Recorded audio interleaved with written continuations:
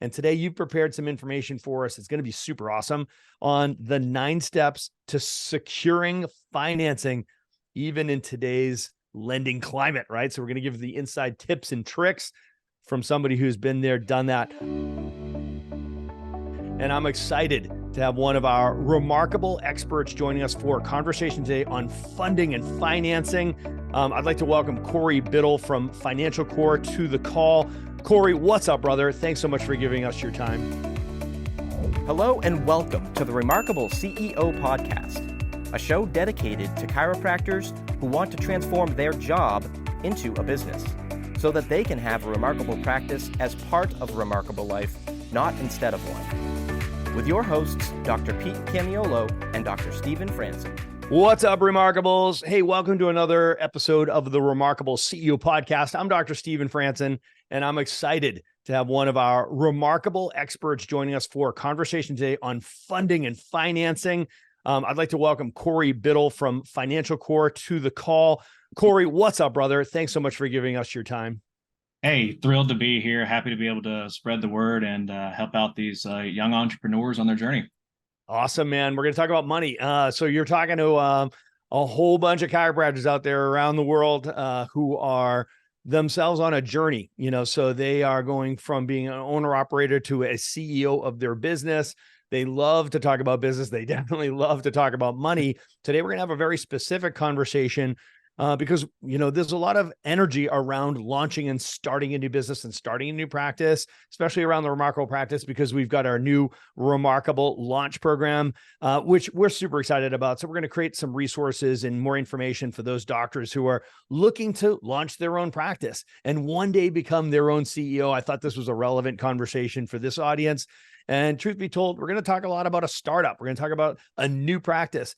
That might be somebody who's in school who's getting ready to start a practice, or somebody who's just a recent graduate who's going to start a practice.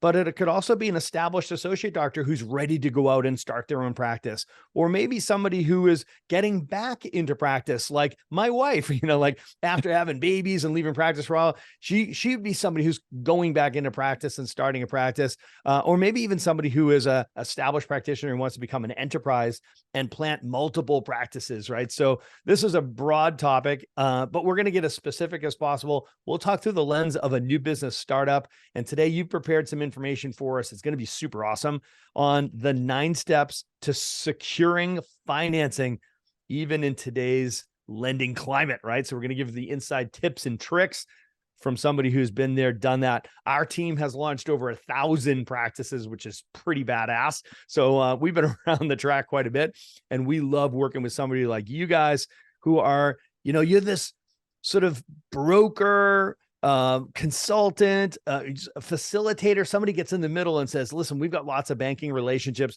We're going to help you get the money that you need to start your business. So, you can describe your business better than I can. So why don't you have at it? What do you guys do at FinancialCorp? And, how do you help this process along? Yeah, well, we've been financing the American dream since 1991. So the company started out on the equipment finance side, and about 8 years ago, we branched off and had the SBA division founded, and we deal with all types of financing if you're a business owner. So 99% of what we do is through the SBA. About half our volume are new startups. The other half is, expansions, mergers, acquisitions, things like that. But we're not just your average broker that says, here's a lender, go, good luck to you, have a nice day. We like to talk to people as early as possible. Proper planning prevents poor performance, and that's where we come in. We're the consultant that takes you from A to Z. We want to talk to you. I love talking to the guys that haven't graduated yet because it's a blank slate and I can help them prepare and set them up for success. That's like the most exciting thing, is seeing somebody I talked to a year ago come out, and now they're ready to open their office and they're hitting the ground running and they actually followed your advice. It's a very, satisfying thing. Isn't it awesome? It is. It's like, yes. I just want to put a plug in there for that, because I needed to hear this when I was a student or a new grad, or it's a sphincteric experience, like starting a new business, and it's almost always the money piece of it, right? So it's really scary. At the end of the day, you've already made this massive investment in your education, right? So you're most likely already upside down, right? So your debt to income ratio is all jacked up, right? You're about to like say, all right, now I'm going to start another, here's a new venture. So I'm going to need money to do construction costs and buy equipment. I'm going to need operations money for the first, 6 to 12 months before I'm cash flow positive, et cetera. I mean, it's a scary thing. And I'll tell you what, the journey is rife with opportunities to make stupid mistakes and paying the dumb tax. And you're going to spend so much money getting this practice up off the ground.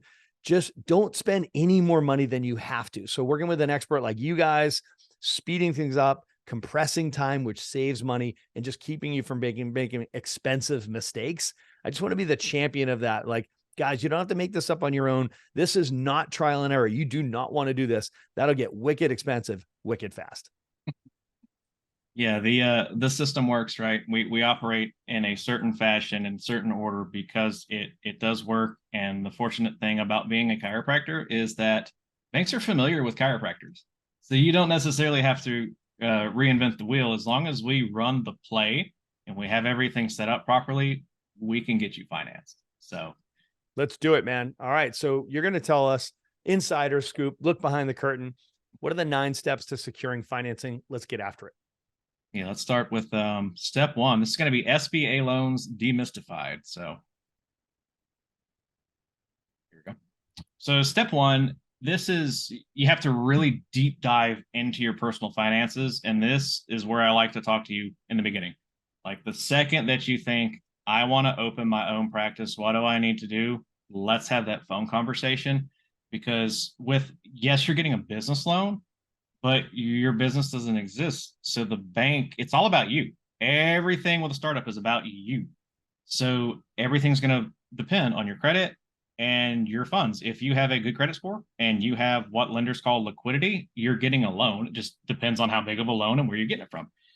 So what we recommend is if we're talking to a year, 6 months in advance, we need you to figure out a way, whether it is a bonus, gift funds, whatever, to come up with 20% of your anticipated project costs. And if you're working with a group like the Remarkable Practice, they've got the systems, they've got the plans in place. They can tell you roughly what that dollar amount may be that you're going to need to get open.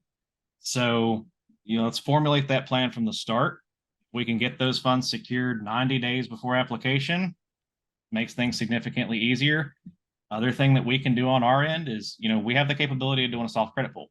So if you're like, I don't really know where my credit is, or hey, my Credit Karma, well, Credit Karma's, throw that out the window, please. So let's look at it. We can do a soft pull.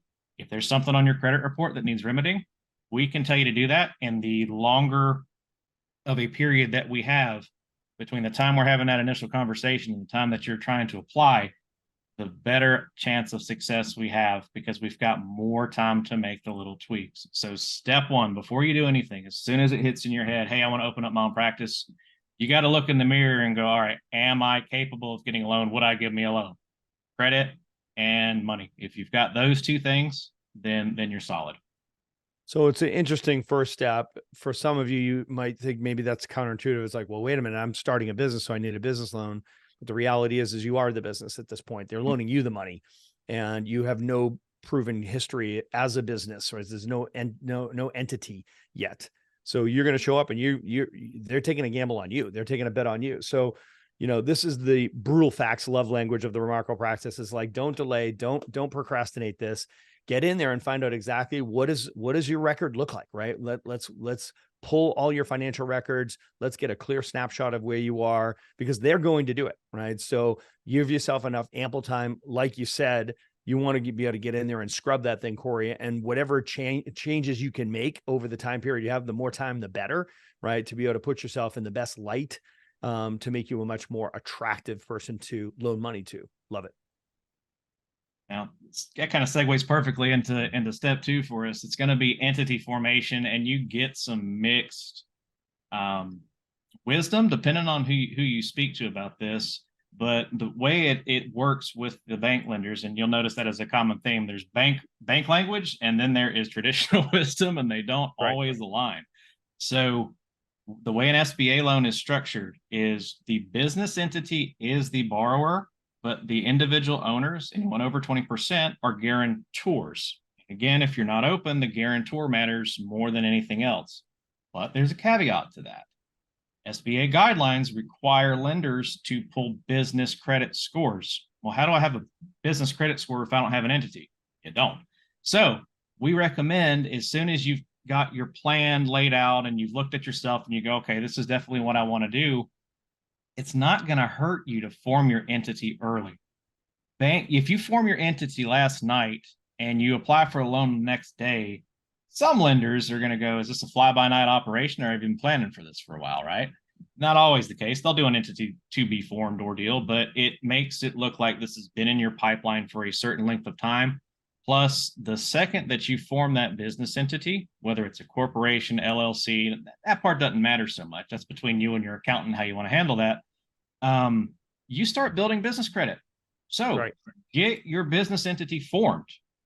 Go find a local banking institution and open yourself a business bank account. I don't care if it's got $500, $20, whatever the minimum is. Open it and get it started, because having that, those things get reported to the credit bureaus like Dun & Bradstreet and all the business credit bureaus, and it helps you boost your score.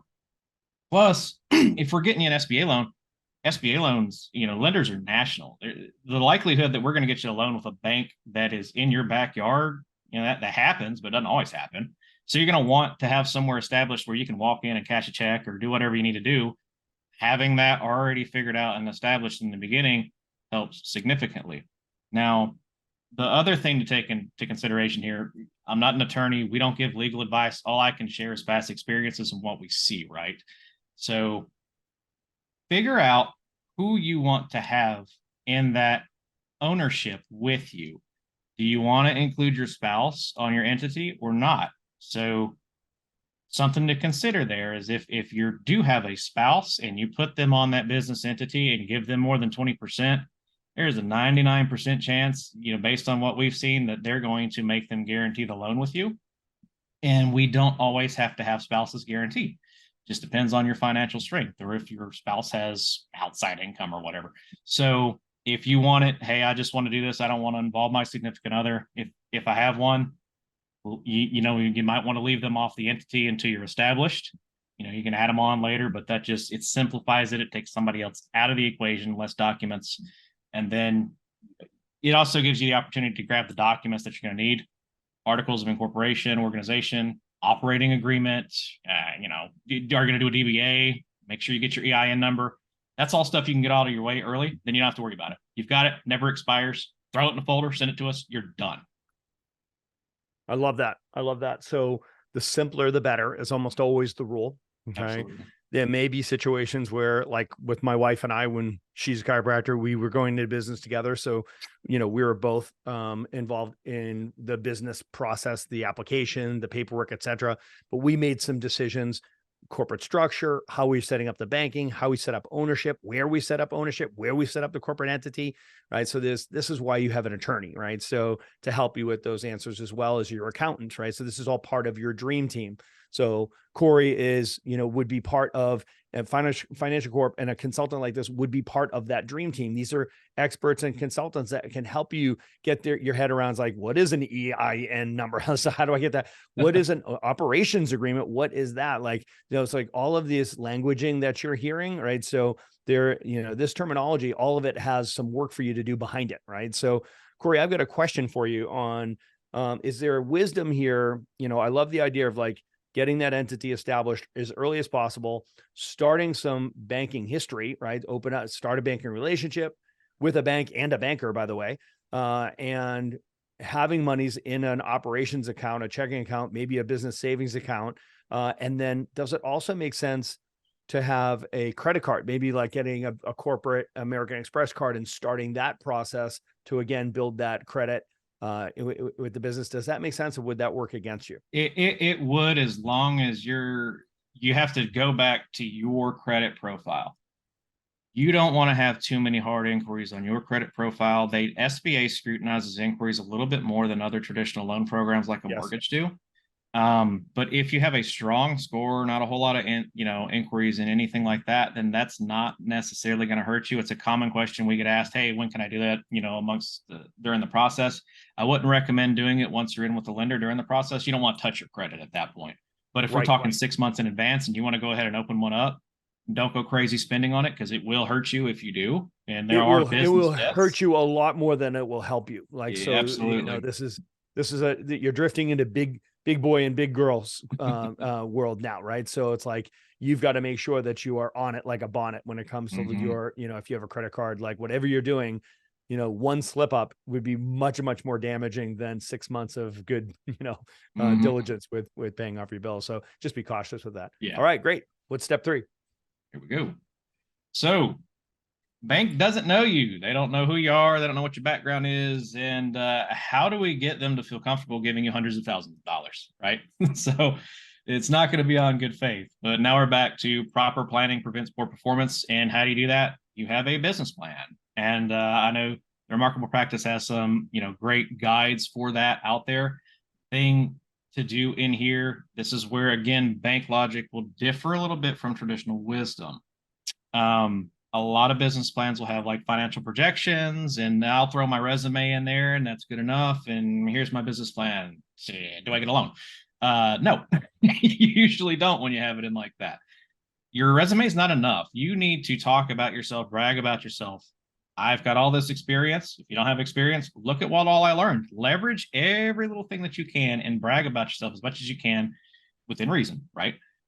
Inside of that business plan, so that the bank understands who you are. They understand your drive, why you want to do what you want to do. What's your goal? And then they'll have a better understanding of who you are. Besides, you're not just a credit report. You're not a credit score to them anymore. Now you're a person. And SBA lending has a very qualitative aspect that others don't. It's very story-based. If they don't like your business plan, not a checkbox where, okay, this cash flows all the time. So if they get a bad feeling about somebody, then you don't have a deal. So the business plan is crucial for a startup. We don't need to overthink it, though. Chiropractors don't need a 30, 40, 50 page business plan for a bank loan. It's great to have one if you want to have all those steps outlined for yourself. Banks know chiropractors. Banks know chiropractic. As long as they understand who you are in there, then you're typically good to go. My recommendation on the financial projection piece of it is to have it separate from your business plan, because, again, bank logic, sometimes they make tweaks. Projections on startups are pie in the sky. It's not always going to make, they may say, you got to pay yourself more. Let's make this tweak. Well, now if it's in your business plan and you have a bunch of graphs, how hard is that to edit versus it's on an Excel that's separate? Right. That's right. And you can segregate it and take it. So keep it simple.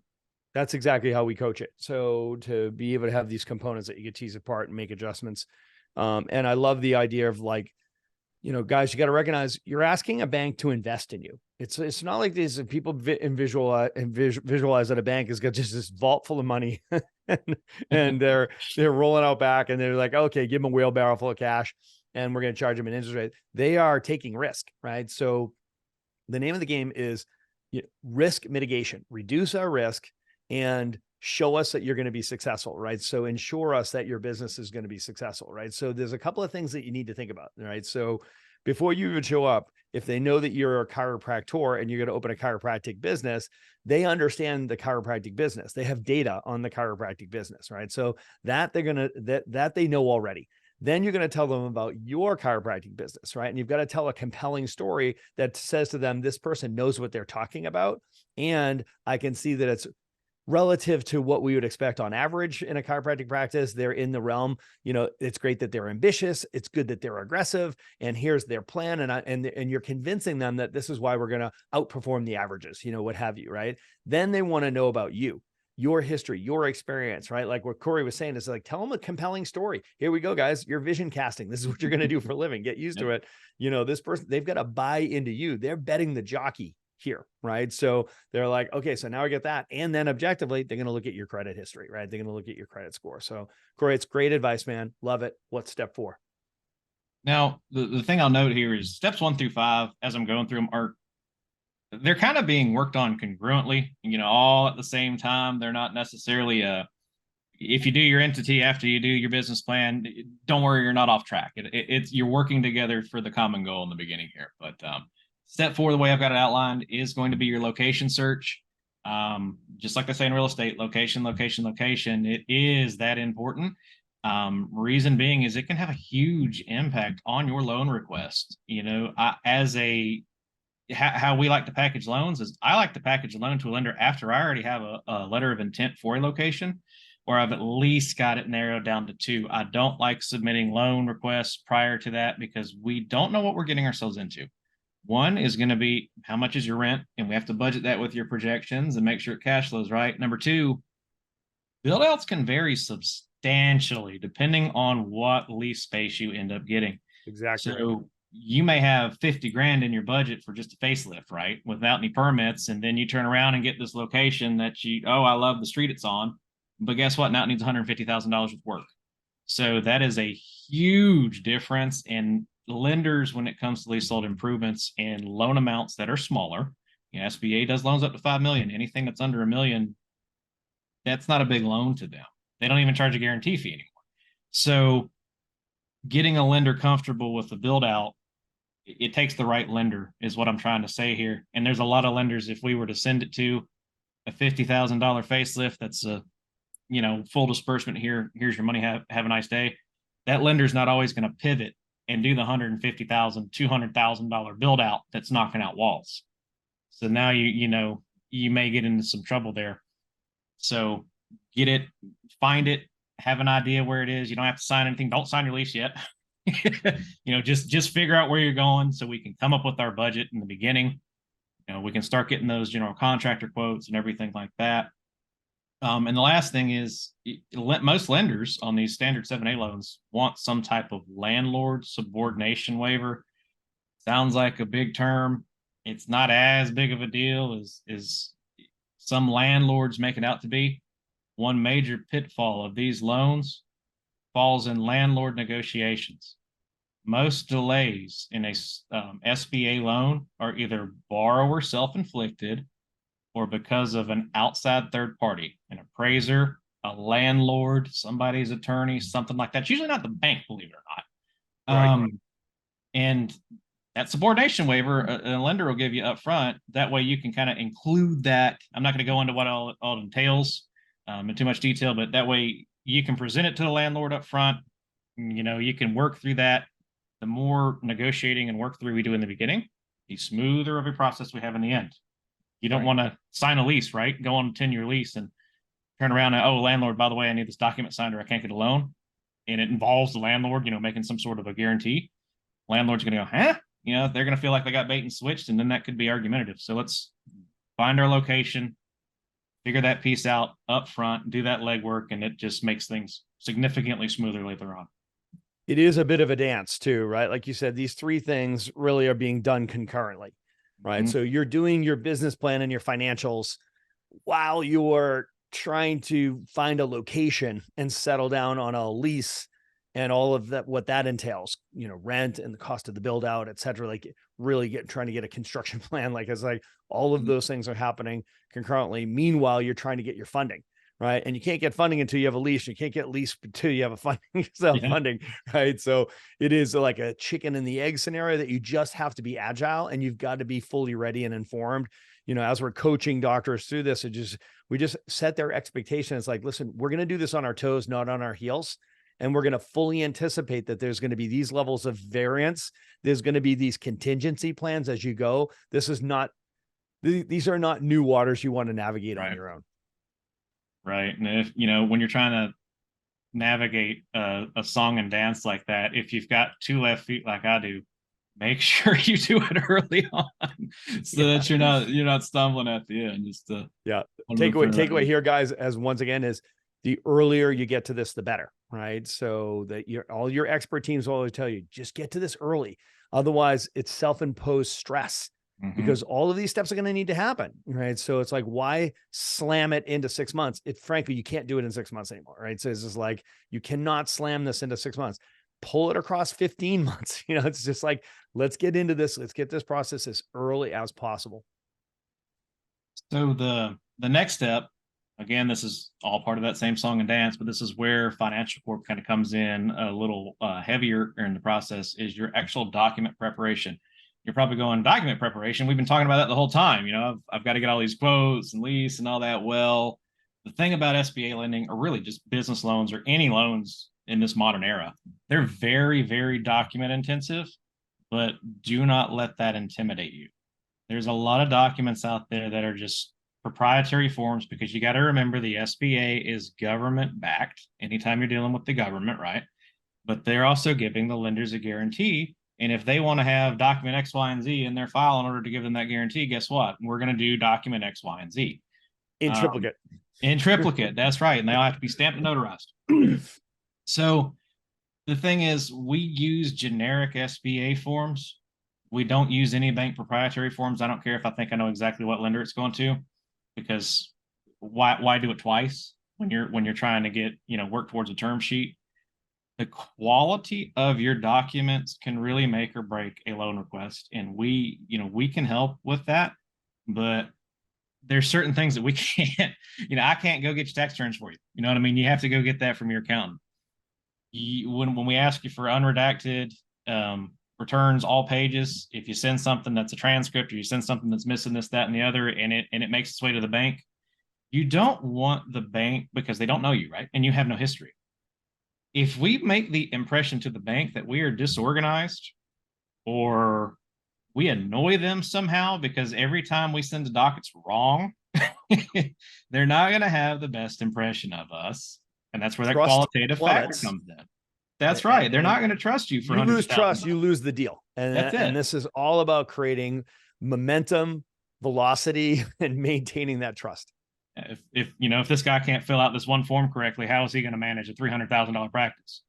Right. Exactly. Default risk waiting to happen. And it's something simple like that is all it takes for an underwriter to go, I'll pass. Not going to do it. So I'm out. Yeah, it's one giant Shark Tank for a year. It is. So just don't let it intimidate you. There's a lot of docs. That's what we're here for, to help you navigate through that. But you have to prioritize them, and you have to get them done. There's not a negotiation when it comes to documents. I can't send you a needs list and then you call me up and go, there's 15 documents here. Can I just give you these 6? You can get me a loan that way, right? That's not how it works. You have to be able to. This is an investment in your business, just like anything else. That's right. This is a non-monetary investment. This is a time investment, but it's a major time investment. And you have to remember, what return am I getting on this investment? I'm getting my doors open. I'm getting hundreds of thousands of dollars invested into me by a third party for my, financial future and for my success. So that's right. The documents, well, they can seem, it's just the minutia. It's just the monotony. They're important. Grit and bear it, get it done. If you're not the best at it, you can have spouse do it. Whoever can do it, that's going to do a good job. But just, there's a lot of them. Bear with it. It's non-negotiable. You got to get it done, and it's just another part of the process. So, Corey, I'm allergic to paperwork. So me too, believe it or not. The reality is that this would be enough to cause me to procrastinate, okay, and delay and put off and come up with all kinds of stories and excuses, because I'd rather go in there with brute force and make everything happen. But at the end of the day, this is table stakes, gang. We're listening to you right now. It's like, this is table stakes. You have to go through these steps in order to own a business, right? So the reality is that there's a list. There's a set of documents that are going to need to be prepared. They need to be done right. They're going to need to be properly. And, it's so beneficial. How many of these have you done, Corey? Just a round number. If I was, how many of these packages have you helped people put together? I mean, just what we did last year, about 200 between last year and this year. Right. And so in the last year and a half, 200 of these packages, these bundles have done. You want to sit with somebody who's done 200 of these and be like, okay, sign here, here, here, and here. This is what this is, right? Like, don't delay this. Don't deny this. It's going to get done if you want to get funded. So awesome, man. Yep. How about step 6? So this is where the fun actually begins. Step 6 is basically where we have our location. You're financially solid. We've got your document package in hand. We are ready to submit to a lender to get a term sheet. What in the world is a term sheet? In the SBA world, that is basically your pre-approval. So when they like the deal, a lender will issue a non-binding term sheet. This isn't a commitment to lend, anything like that. This basically just outlines the terms of it, interest rate, prepayment penalty, yes or no, yada yada. Now this, when you get your term sheet in hand, this is when all your time frames actually kick in. So an SBA 7A loan, let's take construction out of the equation and say we're not doing that. An SBA 7A loan on average takes 60 to 70 days to close, just because there's so many different pieces going on. Yeah, they can be a little faster than that, but I like to quote you the actual real world, what happens. And I like to set that expectation correct. And I'm always going to gear you towards the higher side or the worst case scenario, because if you fall to your highest level of preparation, right? If we're prepared for the worst case, it's not going to impact us. If we're not, we won't be the reason that we slow it down. Right. Yeah. So it's just like, just on your side of the equation, don't be the one that slows it down. That's right. So when you get that term sheet in, most lenders are going to want a good faith deposit from you before that they will begin operating. So that's where you'll make that deposit with them. Those kind of deposits get. What does that usually look like? Depends on how big the loan is. Honestly, there's some lenders that don't for under $500,000. Those are kind of rare. What would you say your average loan is for a startup looking at the last 200? Yeah, a non-franchise startup is going to come in between 150 on the super light side and 250. Your franchises, like your Align Lives of the world, probably 250 to 350, even 400 if that build out goes a little crazy. Your average earnest money deposit up front, 1,500 to 2,500. I've seen it as high as 5,000. If bank, if it's a really kind of a iffy deal, they may, those great numbers, and they fall right into exactly the numbers we're using in the Remarkable Launch program, because that's what we've seen as well. 150 to 250, count on 200 and be prepared if it's 250, and be ready 2,500 to 5,000 for earnest money. So that's great. Yep. So once you're in with the bank, you get your term sheet signed, you'll go to what's called pre-credit. This is getting your package ready for underwriting. And this is kind of where all the work that we've done previously starts to shine, right? We ask, as your consultant, for a large financial package that's probably a few more documents than what we actually need for a term sheet. The perk of that, though, is when you get to pre-credit, that's usually where the bank's chasing all these documents. Guess what? They've already got them. So now all you need from term sheet to go directly into underwriting is, here's an IRS authorization form to get your transcripts. Here's some monotonous in-house docs. Some banks do only work on their own in-house stuff. So maybe they'll ask you to redo a personal financial statement on their thing or whatever. They'll usually fill it out for you and just have you DocuSign it. They're not going to make you do the whole thing if it's an in-house doc. But once we get here, the ball's in your court. The bank moves as fast as you do. So if the bank goes, I need this one document to send you to underwriting, and it takes you 2 weeks to get that back to them, don't send that document at 6 p.m. on a Friday and then start blowing the bank up at 8 a.m. on a Monday, because guess what? They don't work on weekends. That's right. That's right. And you took 2 weeks to get that back to them. Okay. You're not the only loan that they have. We have to remember that. We are, when you're dealing with a bank, we want them to recognize who we are. We're not their only, we are a cog in a machine to an extent. So that machine's going to keep on running, but it's going to, they mirror our mentality towards them. If it's taken us 2 weeks to get them a document back, then guess what? They might take 2 weeks to get back to us in underwriting. That's if right. we're super fast and prompt, they're going to go, hey, this loan might close quick. Let's get this one expedited. These guys are a pleasure to work with, right? And they have a very positive feel about us because we're quick. And it just works out significantly. So again, yeah, you got to play ready golf. You got to be playing ready football, right? It's just like when it's your turn to take action, turn things right around. If you delay and drag your feet, they're going to delay and drag your feet. Next thing you know, there's a culture and a relationship. We do not want to be the one that slows it down. All right. How about step 7? All right. Well, this is kind of segued into this. This is underwriting. So once we've passed pre-credit, we've got them all their docs. Still not done with documents. So you go to underwriting, and this is where the underwriter is going to look at everything that we've packaged for them. Underwriters have to really understand your loan request, and they really have to understand you, because if you've ever seen a credit memo that they have to submit to the SBA, you'd be bald like me, because that credit memo is 50, 60, 70, 100 pages sometimes if the deal's really convoluted. So imagine having to write 50 pages about somebody you have never met. They're going to have questions. Now, because we're a chiropractor, and if it's a bank that's familiar with chiropractors, you might not have that many questions. but they are going to come back with something. They may request another document, whatever it is. They look through every page of your tax returns. They look through every bank statement. If there's a deposit they see, or if there's something on your tax return they want additional clarifying info from, it's what it is. We try to mitigate that up front. Every underwriter looks at it differently. So, we can't predict what they're going to want to see. But the thing is, any request that an underwriter makes, that's mission critical. You do not make an underwriter wait. If they want to see X, Y, and Z, because they're only allowed to take on so many loans as an underwriter at one time. And if you're sitting there hauling around and we're preventing them from going on to an X loan, they get paid by their loan volume. That's right. You get that underwriter what they need. And the goal is to get it back to them within, 48 hours, 24 hours, if it's even that, because it's usually not something, they're not going to ask you for a new business plan. They're asking you for something that's some minutia here and there just for clarification or a clarifying question. Give us an example of that. Like, what would they be wanting back from you, for example, Corey?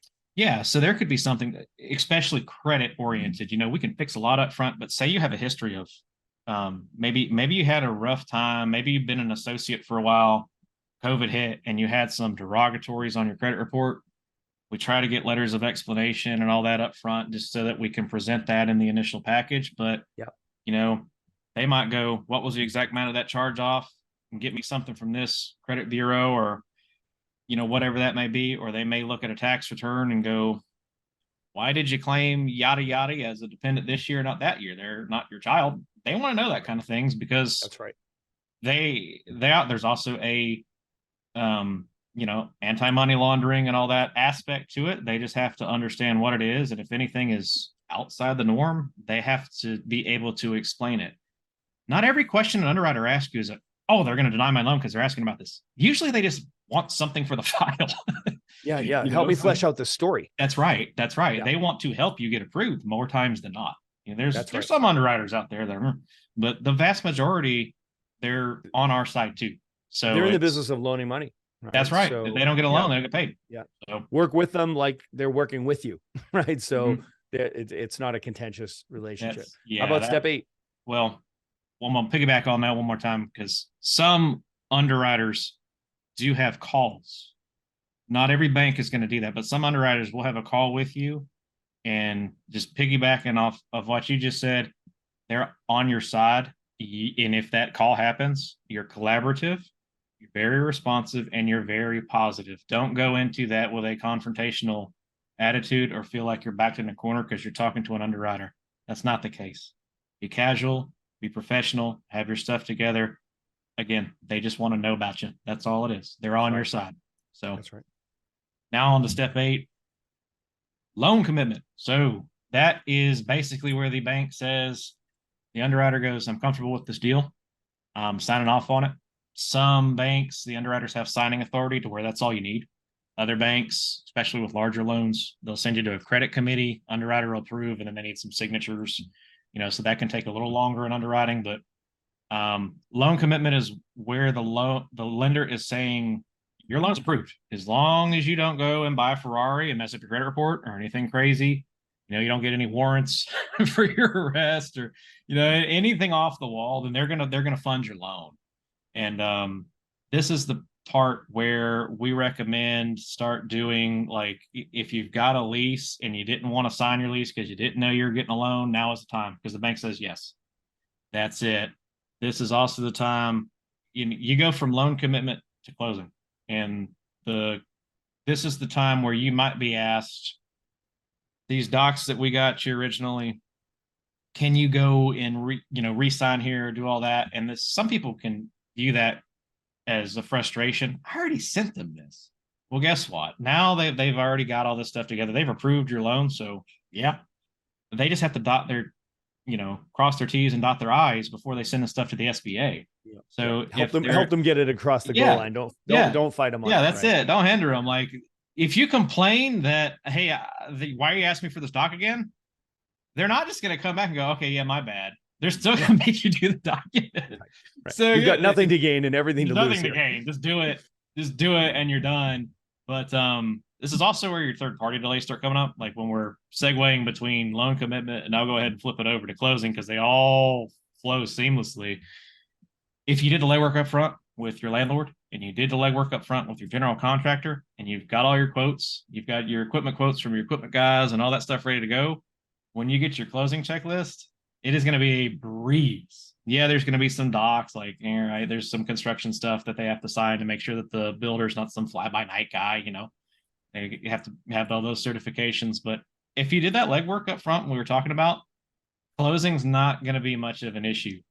If you didn't, this is where all your third-party delays are going to hit. Like, I've seen loan commitments come, and then a guy still doesn't close for like 90 days because one contractor fell through and then he had another contractor and the bid was bad. And then you just kept on, and bank can't close you until they get all that together. Another point here, as we're dealing with like leases, landlords, and all this stuff's coming together at the end, know that your average lease has a couple different dates in it. And this isn't common knowledge to somebody that's never dealt with a commercial lease, right?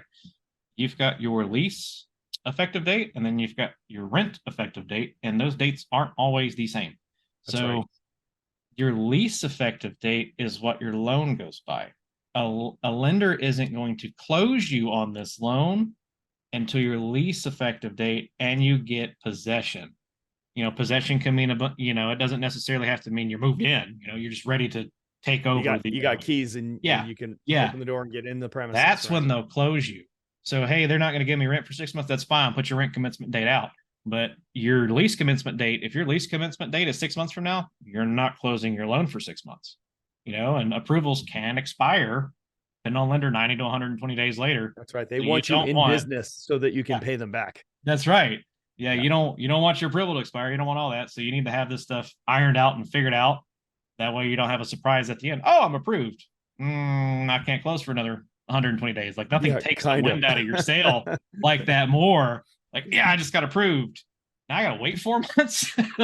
This is such an important, it's such an important point. And I'm going to say this again, is that I wish it was just a linear stepwise sequence of you do this, then you do that, and then you do this. And, we've got our 21-step roadmap for launching. And that's only because we couldn't send you a 3-dimensional holograph, the hologram that was showing you that actually these things need to be done concurrently. There's things that are happening simultaneously, and it's 3 steps forward here, 2 steps forward there, 4 steps forward there, 1 step forward there. And you're just keep moving these players around the chessboard as you're going through this whole process. And then they converge. And it all comes down to this, this moment here. So, I hope that we're conveying that well. I think we're describing that well. As the reality is that there are going to be things that are going to be happening simultaneously, and you're going to need to keep everything moving. So, Corey, this is so helpful, man. It's just like, it's so nice to have an expert team like FinancialCorp as one of our remarkable experts. We love to have you guys associated with. You are our broker of choice from the financial side of, and consultant of choice from the Remarkable Launch Program and from the Remarkable Practice side. We appreciate you guys partnering with us on this. I know there's some contact information on there. If people have questions, what's the best way to reach out to you guys, get in touch, and drill down on some of their questions? Picking up the phone and giving us a call never hurts. We do, stay on Zooms or calls all day long. So if we don't get back to you right away, feel free to shoot an email as well, or a text. If it's an email, I'll definitely get back to you as soon as I can. But really either one of those 2 methods, and we can schedule time to talk and go from there. There's no too early in the process. We'll have a conversation with you if you're 2 years out. It's not going to be an in-depth concept because this stuff changes quarterly, just about. The SOPs and things are revised, but feel free. We can talk whatever your question is. You watch this, you read the 9-step guide, whatever it may be. Hey, I've got a question. Question can lead to another question. Everything in SBA lending is caveated. So there's an exception to every rule, and all things are never created equal. So there's plenty of scenarios we can talk through. Just don't hesitate to reach out. Like I said, there's no dumb questions for this either, because it's like French if you've never dealt with it, so just whatever you've got, hit us with it.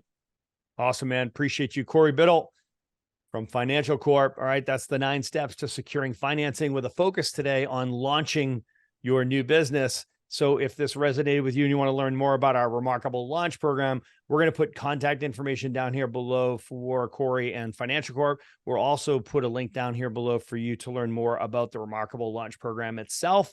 Until then, guys, hey, you know what? You're about to take a giant step in your career, launching your new business. That's super exciting. I've got one question for you. Why not make it remarkable? Please stick around for more business insights from this week's bonus interview with our remarkable success partner, dedicated to helping you more successfully help more people. Enjoy. Hey, CEOs. So it's Dr. Pete here, and I'm in the studio with Stephen Tait from Online Marketing for Doctors. You guys know how important marketing is. You know, we bring it up on this podcast regularly, how important it is that you have all 5 domains of your business working and functioning optimally. Today, we're going to double click on specifically the attraction domain of your business, and we're going to specifically have a conversation around the digital marketing function of your business. And super pumped to be able to have this conversation with you, Stephen, today. Hey, thanks for taking the time to meet with me and have this interview. Oh, thank you for having me. I'm looking forward to it. Yes. So Stephen is coming to us from Australia, which is awesome. So again, appreciate you coming all the way over to the US for this interview here today. No, man, I'm grateful for digital, right? See, digital enabled us to do this. Correct. And digital enables you to reach your patients, right? That's the power of it. So we're going to spend some time talking about the power and the value of digital marketing. So tell us a little bit about your business, Online Marketing for Doctors. You and I were chatting just a little bit, before we, went live here today, and you were sharing about, you guys are working in this space with doctors of multiple different industries and verticals. So tell us a little bit about the business, what you guys are up to, and then we'll get specifically into, what we're doing for chiropractic and how we can help doctors help more people. Definitely. So we are Online Marketing for Doctors, and I'm an account director there. And we're a medical marketing agency. So despite sounding like we only work with doctors, we work with anyone in the medical space to help them find and bring in more business, more leads, more foot traffic in the door for their businesses. We've worked with chiropractors pretty consistently for the last 5 years, but we work in a lot of other medical verticals, including general practices, plastic surgeons, hair loss, weight loss, you name it. We do it.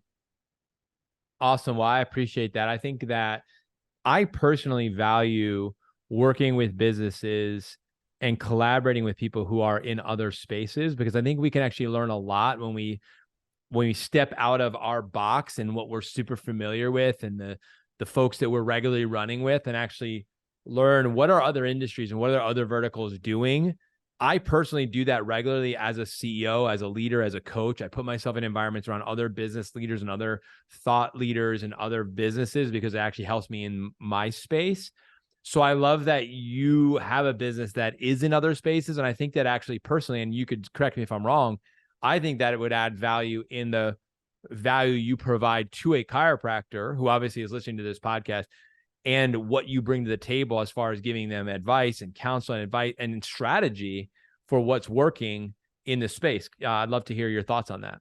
Absolutely. No, because you then tend to see sort of a lot of similarities in each vertical. There's sort of like a headspace and a mentality and a way that they approach things, and they all sort of generally see things in a very similar way.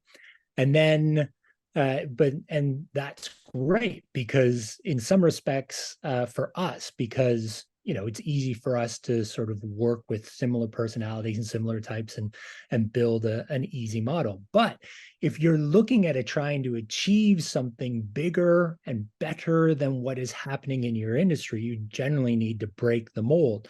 And what we see in other spaces are the leaders that do break the mold in their industry and take advantage of that. We have many examples, but there's always one that I personally love because I worked with this person specifically, but it was a vasectomist, and no one really cares to talk about vasectomy all that much, but he came in and just had a marketing mindset and just shook the Australian sort of vasectomy marketing industry and has done incredibly well. Really, his business is expanding just just incredibly well over the last 2-3 years of working together. And it's just, he broke the mold. Everyone had a very similar mindset in that industry, but he came in and had a very clear vision on how he wanted to succeed through digital marketing, and he made it work for him.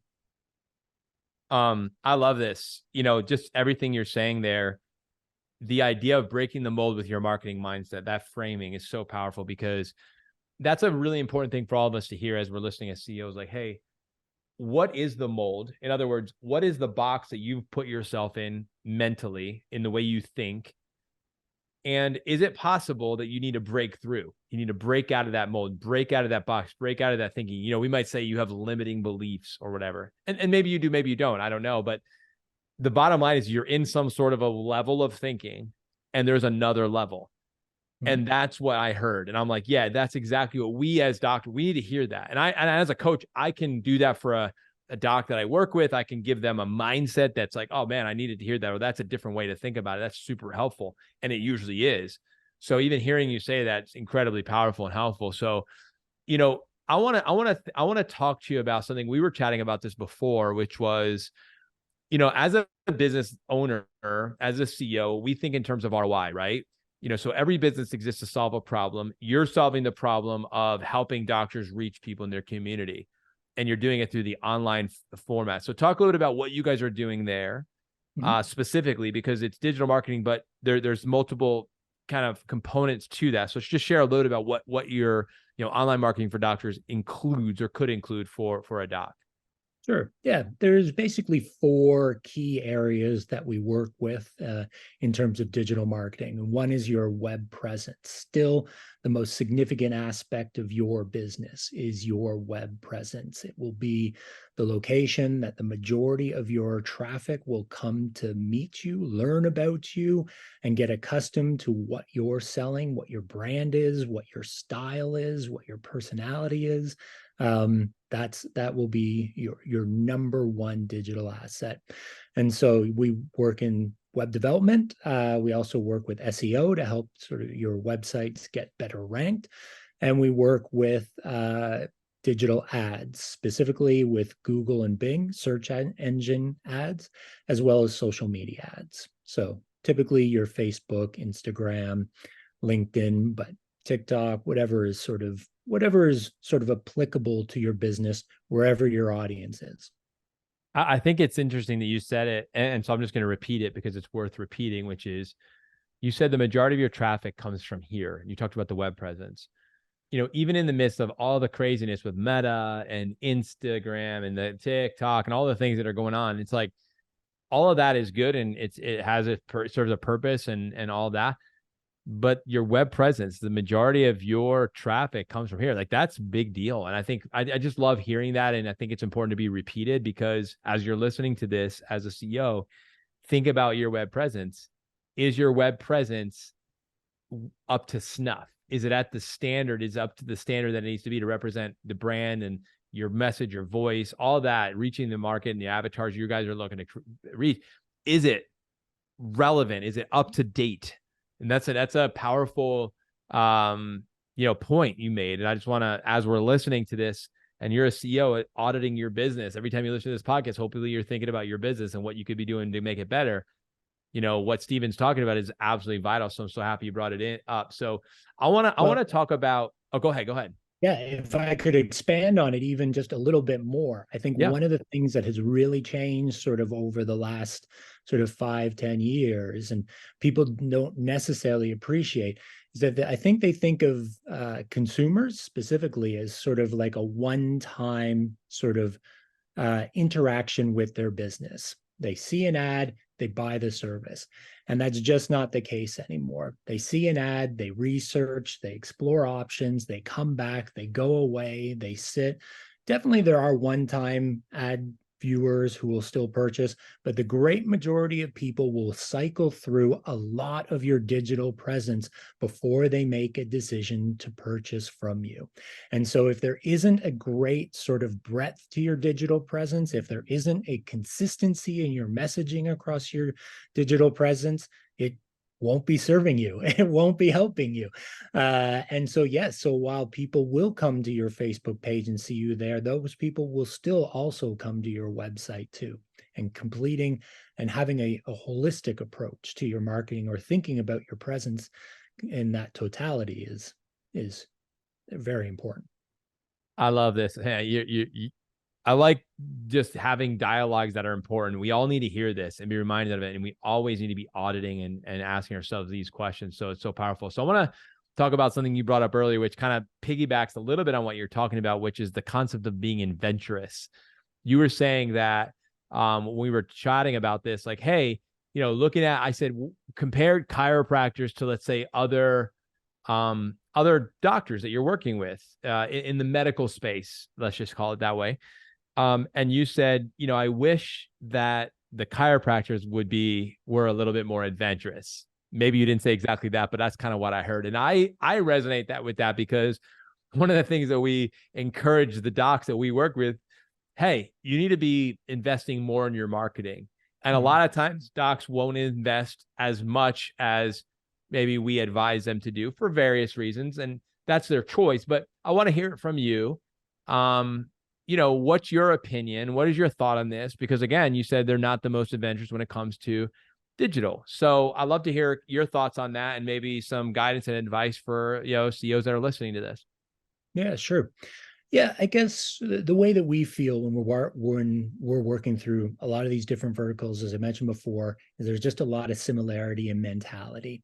And so everyone gets comfortable sitting in their own sort of framework and how they're used to things being done. And that's great if you want to be in amongst everyone else and taking your sort of equal share of the pie. But if you're trying to do something that is bigger than what, a piece of the pie is, then you need to be bolder, you need to be aggressive, and you need to move beyond that. It's about, now, I guess in our history, specifically as it relates to chiropractors, they're a lovely bunch. They're wonderful people. And I don't mean to be entirely judgmental and paint everyone with the same stereotypical brush, but they think of their product as a $60 one-time adjustment that they're trying to get someone in. And if you're telling them, well, you need to spend, $20 a day on ads, and they're like, wow, that's a third of my fee, and I still have everything else that I need to pay for, that doesn't make sense.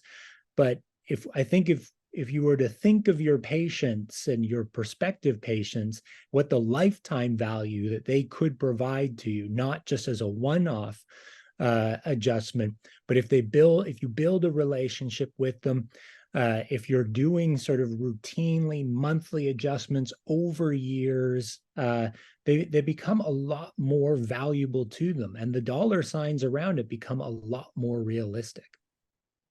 Yeah, I think it's powerful. And I know our audience, anybody who's listening right now, is gonna be nodding their head like, we talk about lifetime value, case average, case value. These are the KPIs that we track in our business. So you're preaching to the choir, so to speak, right. And hopefully, in a good way. This group, I think, is picking up what you're laying down, and but we need to have that mindset. Like, we have to have that thought. We have to consider it and process it that way when it comes to making the investment.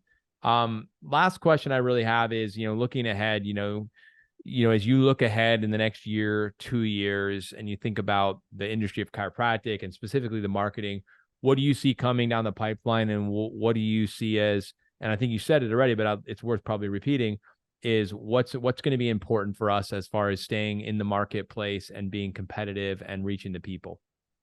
Sure. Yeah. Okay. So this is a great question for us because I think that there's something very transformative that will be happening in the digital marketing agency space over the next sort of 2, 3, 4 years. Like it's coming fast. And we're not totally across exactly what is happening yet, but we're keenly aware that AI is shifting the way that people will be searching for, looking for businesses, and just sort of interacting with, I guess, resources to find answers. And so it is something that we're keenly aware is on the horizon, and we are desperate to figure out the way to manipulate it, the way that we figured out how to manipulate SEO, the way we figured out how to manipulate, Facebook ads, Google ads. We're not there yet. It's still too early. It's still not there, but already the signs are very clear that AI will be very transformative for digital marketing. And so, how do we take advantage of it? How do we make sure that with AI, and one of the things that we feel with AI is that it's a sort of a reduction in choice. I don't know if that really makes sense or if people resonates with people, but if you go to Google and you type in a question, you get a variety of answers. You've got pages and pages of answers that you can scroll through, but you go to AI, you get one answer. And so how do you take advantage of that? And how do you make sure that you are that one answer? That's the question we need to figure out, because it's coming fast. Wow. Man, I've been really enjoyed our time, Stephen. Thank you for all the insights you're adding and value adding to our audience. This is awesome. So my final question, I guess, is how do doctors learn more about what you guys are doing, get in contact with you, or take a next step? What do you recommend? Yeah, come to our website, onlinemarketingfordoctors.com. We've got a ton of resources there. We've got free webinars, downloadable ebooks with a lot of resources on that people can use to sort of sort it out for themselves on how they want to improve their practices marketing. And on there's a lot of different ways to reach out to us. You can schedule a 15-minute discussion with us where we'll go through sort of what you're working on right now and give you advice and thoughts on what you can do to get better. You can join us that way, or just send us an email, call us. They're all in the footer there. Just come to the website. It's all there for you.